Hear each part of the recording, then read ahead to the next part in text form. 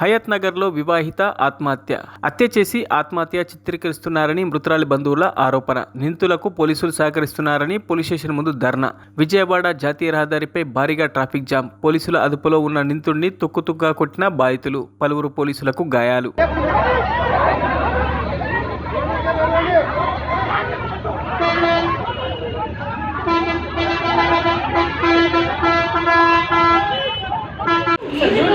చూడు ఇక్కడ చూడండి.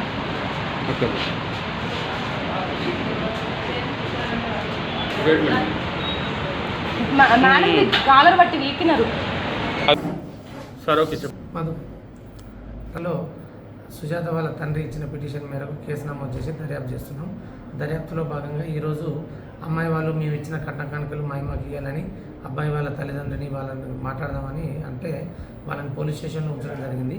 వాళ్ళని పిలిపించి మాట్లాడేయాలని అంటే డైరెక్ట్ కోపతాపాలు ఉంటారు కాబట్టి వాళ్ళని పోయి డైరెక్ట్ కొట్టే అవకాశం ఉంటుంది కాబట్టి వాళ్ళని బయట నుంచి పోలీస్ స్టేషన్లో పోకుండా అడ్డుకోవడం జరిగింది. వాళ్ళు మాకు న్యాయం జరగాలని బాధితులు పోలీస్ స్టేషన్ ముందర చాలాసేపు ధర్నా చేయడం జరిగింది.